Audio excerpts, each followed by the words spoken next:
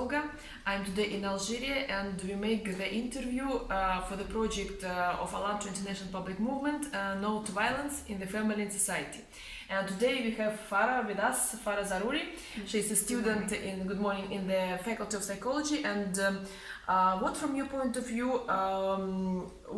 should be the attitude of the people towards the violence in our society? What should be the attitude? What do you think? Towards violence, the topic of violence is something spread in the whole world. It is a topic that has been discussed for many years from different countries and different continents. People try not to talk about this topic as much because they are afraid to reveal the true I will say image of their country, the true image of their religions and their beliefs. To me, the topic of violence is something to not. It's a topic that it shouldn't be. We shouldn't be silent about. We have to speak and to manifest in a peaceful way against it, to exterminate it and to make a stop to all the abuse and the bullying that is happening around the world these days, especially in the 21st century. Yes. I agree with you. And what, from your point of view, how we should be not too silent? Is there any other ways how we can be not to be silent about this topic of violence? Well, there is many ways to be silent. For example, if you see someone getting abused either by their friends or parents or classmates maybe or colleagues. Like bullying, you mean, yeah? Yes, I bullying. think it's widespread everywhere. Yes, it's spread everywhere. And people, to me, I see people every day, I meet people every day, and we always get kind of bullied by others because it's something natural that happens instinctively in our society.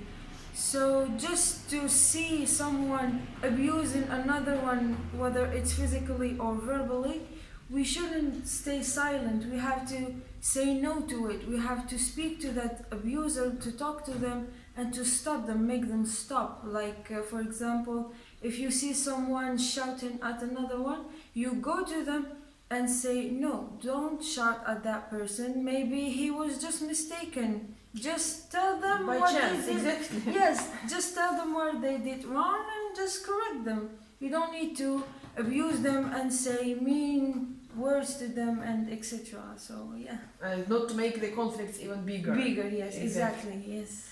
And what, from your point of view, is creative society? Because now sociologists tell us that we are in the consumerism, in consumer relationships. Like, what is creative society for you?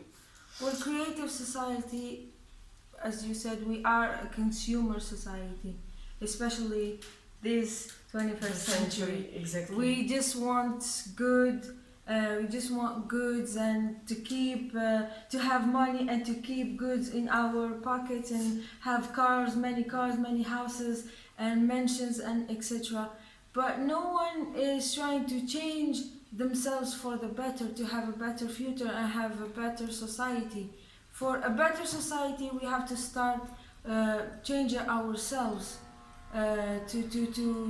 For example, if you never did something good in your life, you have to start changing yourself by doing something small. For example, giving coins each day to clean the neighborhood, or to I don't know, to not to wait that something yes, or someone will do it for you, yes, but to start doing it yourself. Because here we wait for the government. We say, let's wait for the government. Maybe something better will happen, or something in the future will happen. But we have to start making that change.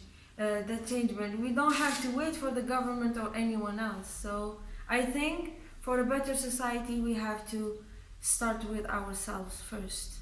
And two last questions, like what also can we do based on your experience also as psychologist to eliminate such vice as violence in the society? Like to eliminate, we can eliminate violence by doing peaceful campaigns, as I spoke earlier. We need to start doing like conferences as therapies. For example, families should do at least once a week group therapies, like to see the family, how is the structure of the family inside the houses are. And for the societies we have, at least all the neighborhoods should meet once a week to talk about the problems that are happening in the neighborhood around, if there is any thieves around the neighborhood, or people that do some damages to the houses, etc. So yes, that's how we should start. And what should be your message, or could be your message to the viewers of ALLATRA TV from other countries, from Algeria? First, I appreciate ALLATRA for what they are doing, for the researches that they have done, and all of the arrangements and the relationships that they have with all the other countries, and try to look deeper inside not only psychology but sociology and life, the meaning of life exactly. Well, my message to them is to have a different view about Africa, because Africa is a rich continent, and to not always listen what the mass media put image or light on the continent. We have to see the better aspects of the continent. If there was no Africa, how will the world will be? Without Africa, there will be. The world will be smaller. Exactly. Africa is a big continent. Especially Algeria is the largest country in Africa. So yes. So everybody is welcome here, basically, right? Of course, everyone is welcome in Algeria and Africa and all the neighbors. Thank you so much for You're your interview. welcome. Thank you for having me here with you.